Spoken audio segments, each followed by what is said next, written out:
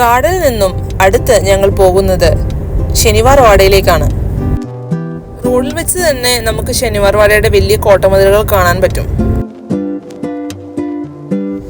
ഇതാണ് Shanivar വാഡയുടെ entry gate. ഞങ്ങൾ ഞങ്ങളുടെ കാർ പതിയെ മുന്നോട്ടെടുത്തു. പാർക്കിംഗ് വളരെ കൺജസ്റ്റഡ് ആണ്. വളരെ കഷ്ടപ്പെട്ടിട്ടാണെങ്കിലും ഞങ്ങൾ ഒരു പാർക്കിംഗ് സ്ലോട്ട് കണ്ടെത്തി ഞങ്ങളുടെ വണ്ടി അവിടെ പാർക്ക് ചെയ്തു. ഒരുപാട് ആളുകൾ മുന്നിൽ തന്നെ നിൽപ്പുണ്ടായിരുന്നു. ചോദിച്ചപ്പോഴാണ് അറിഞ്ഞത് ടിക്കറ്റ് എടുക്കാനുള്ള ക്യൂ ആണ് ഇതെന്ന്. ഓൺലൈനിലാണ് ടിക്കറ്റ്. ഒരാൾക്ക് 20 രൂപയാണ് ടിക്കറ്റ്. ടിക്കറ്റ് കാണിച്ച് മുന്നോട്ട് പോകാൻ നല്ല തിരക്കുണ്ടായിരുന്നു. അങ്ങനെ ഞങ്ങളുടെ ഊഴവും എത്തി. ടിക്കറ്റ് കാണിച്ച് ഞങ്ങൾ ശനിവാർ വാഡയുടെ അകത്തേക്ക് കടന്നു. 1732 മറാത്ത സാമ്രാജ്യത്തിലെ മഹാനായ പേർഷ്യയായ ബാജിറാവു ഒന്നാമനാണ് ഈ കൊട്ടാരം നിർമ്മിച്ചത്. ഒരു ശനിയാഴ്ച ദിവസമാണ് ഈ കോട്ടയുടെ അടിസ്ഥാനം ഇട്ടതുകൊണ്ട് ഇതിന് ശനിവാർ വാഡ എന്ന് പേര് കൊടുത്തു. അങ്ങനെയാണ് ഈ മഹത്തായ മഹലിന് ശനിവാർ വാഡ എന്ന പേര് വന്നത്. അന്ന് ഇതൊരു സാധാരണ കോട്ടയായിരുന്നില്ല. മറാത്ത സാമ്രാജ്യം ഭരിച്ചിരുന്ന പ്രധാന ഭരണ കേന്ദ്രമായിരുന്നു. 1828 ശനിവാർ വാഡയിൽ ഭീകരമായ ഒരു തീപിടുത്തമുണ്ടായി. ഈ തീപിടുത്തത്തിൽ കോട്ടയുടെ ഭൂരിഭാഗവും പൂർണ്ണമായി നശിച്ചു. ഇന്ന് നമ്മൾ കാണുന്നത് അവശേഷിക്കുന്ന മതിലുകളും വാതിലുകളും അടിത്തറകളും മാത്രമാണ്. പേഷ്വാ ബാജിറാവു ഒന്നാമൻ ഈ കൊട്ടാരം പണിയാൻ തുടങ്ങിയപ്പോൾ കരിങ്കല്ലുകൊണ്ട് മൊത്തം പണിയാം എന്നുള്ളൊരു പ്ലാനിലായിരുന്നു തുടക്കം കുറിച്ചത്. അടിത്തറ പണിത് തുടങ്ങിയപ്പോൾ തന്നെ സത്താരയിൽ അന്ന് രാജധാനി ഉള്ളവർ പ്രശ്നങ്ങളുമായി മുന്നോട്ട് വന്നു. അങ്ങനെ ഈ പ്രശ്നത്തിൽ ഛത്രപതി ശിവാജി മഹാരാജാവ് ഇടപെടുകയും മുന്നോട്ടുള്ള കൊട്ടാരം പണി ഇഷ്ടിക കൊണ്ടായിരിക്കണമെന്ന് ഉത്തരവ് പുറപ്പെടുകയും ചെയ്തു. കോട്ടവാതിലുകൾ ശ്രദ്ധിച്ചാൽ തന്നെ നിങ്ങൾക്ക് മനസ്സിലാകും അടിത്തറ കരിങ്കല്ലും മുകൾ ഭാഗം ഇഷ്ടികയുമാണ്. ഇന്നും ഈ കൊട്ടാരത്തിൽ ഉണ്ടായ തീപിടുത്തം എങ്ങനെയുണ്ടായി, എന്തുകൊണ്ടുണ്ടായി എന്നതിന് യാതൊരു ഉത്തരവുമില്ല. 7 ദിവസമാണ് ഈ കൊട്ടാരം നിന്ന് കത്തിയത്.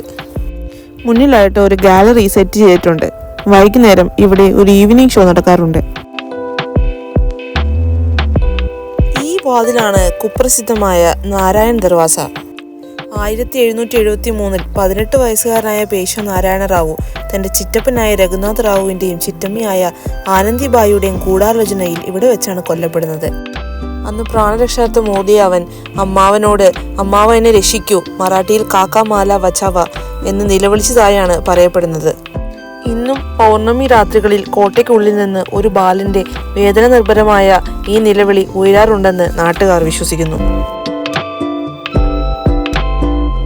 പടവുകൾ കയറി ഞങ്ങൾ കോട്ടയുടെ മുകളിലേക്ക് നടന്നു.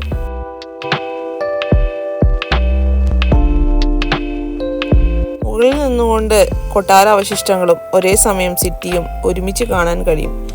ഒരു പ്രത്യേക അനുഭൂതിയായിരുന്നു അത്.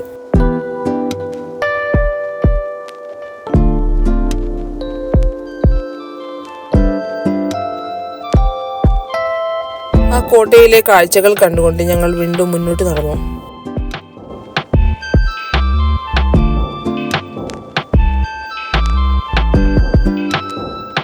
മെയിൻ ഗേറ്റായ ഡൽഹി ഗേറ്റിന് മുകളിലെ ഫസ്റ്റ് ഫ്ലോറാണിത്. ഇവിടെയുള്ള ജനാലകളെ ഝറോക്ക എന്നാണ് പറയുന്നത്.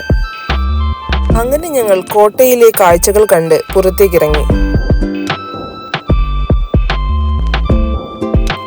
പഴയതും പുതിയതുമായ കെട്ടിടങ്ങളുള്ള സമ്മിശ്രമായ ഒരു നഗരം.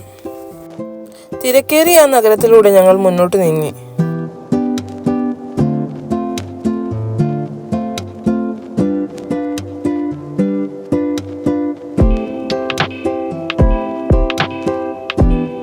കേരളത്തിന് പുറത്ത് റോഡ് ഗതാഗത നിയമങ്ങൾ ആരും തന്നെ കർശനമായി പാലിക്കാറില്ലെന്ന് പൂനെയിൽ എത്തിയപ്പോഴാണ് എനിക്ക് മനസ്സിലായത്. ഇരുചക്ര വാഹനങ്ങളിൽ ഹെൽമെറ്റ് വെച്ച് പോകുന്നവർ വിരലിലെണ്ണാവുന്നവർ മാത്രം. നേരം ഇരുട്ടിയിരിക്കുന്നു. ഞങ്ങൾ രാത്രിയിലെ തെരുവോര കാഴ്ചകൾ കണ്ടുകൊണ്ട് അടുത്ത ഞങ്ങളുടെ ഡെസ്റ്റിനേഷനിലോട്ട് പോവുകയാണ്. സ്ട്രീറ്റ് ഓഫ് യൂറോപ്പ് എന്നൊരു സ്ഥലമാണ് ഇനി ഞങ്ങളുടെ അടുത്ത ഡെസ്റ്റിനേഷൻ.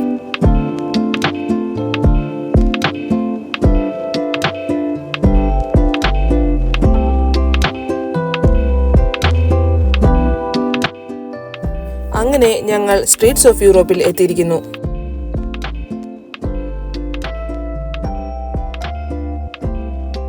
പൂനെ ഹിഞ്ചേവാഡിയിലെ ഫേസ് 1 ഈ മനോഹരമായ ഇടം സ്ഥിതി ചെയ്യുന്നത്. ഇവിടുത്തെ കോബിൾ സ്റ്റോൺ പാതകളും വർണ്ണാഭമായ കെട്ടിടങ്ങളും കണ്ടാൽ നമ്മൾ ശരിക്കും യൂറോപ്പിലെ ഏതെങ്കിലും ഒരു നഗരത്തിലാണെന്ന് തോന്നിപ്പോകും. ഇൻസ്റ്റാഗ്രാം റീൽസിനും ഫോട്ടോസിനും വേണ്ടി ഇതിലും നല്ലൊരു സ്പോട്ട് ഇനി വേറെ കിട്ടാനില്ല. ഇവിടെ ഓരോ തെരുവിനും വ്യത്യസ്തമായ യൂറോപ്യൻ നഗരങ്ങളുടെ വൈബാണ് നൽകിയിരിക്കുന്നത്. ഉദാഹരണത്തിന് ലണ്ടനിലെ ഓക്സ്ഫോർഡ് സ്ട്രീറ്റ് പോലെയുള്ള ഷോപ്പിംഗ് ഇടങ്ങൾ, ആർക്കേഡ് ഗെയിമുകൾ, പിന്നെ ഒരുപാട് കഫേകളും റെസ്റ്റോറൻറ്റുകളും ഇവിടെയുണ്ട്. ഫ്രഞ്ച് ശൈലിയുള്ള ബൂട്ടിക്കുകളും ഹാങ്ങിങ് ഫ്ലവർ ബാസ്ക്കറ്റുകളും ഒക്കെ ഈ സ്ഥലത്തെ കൂടുതൽ ആകർഷകമാക്കുന്നു. ഞങ്ങൾ എത്തിയപ്പോൾ നേരം ഇച്ചിരി വൈകിയതുകൊണ്ട് ഒട്ടുമിക്ക കടകളും അടഞ്ഞുപോയിരുന്നു. രാവിലെ 11 മണി മുതൽ വൈകുന്നേരം 11 മണിയാണ് ഇതിന്റെ പ്രവർത്തന സമയം. പക്ഷെ രാത്രി 10 മണിയാകുമ്പോഴേക്കും ഒട്ടുമിക്ക കടകളും അടയ്ക്കും. സ്ട്രീറ്റ് ഓഫ് യൂറോപ്പിലെ കാഴ്ചകൾ കണ്ടുകൊണ്ട് ഞങ്ങൾ പുറത്തേക്കിറങ്ങി. നമ്മുടെ നാട്ടിലെ കാക്കനാടിനെ അനുസ്മരിപ്പിക്കുന്ന രീതിയിലുള്ള ഒരു നഗരം. എവിടെ നോക്കിയാലും ഫ്ലാറ്റ് സമുച്ചയങ്ങൾ മാത്രമാണ്.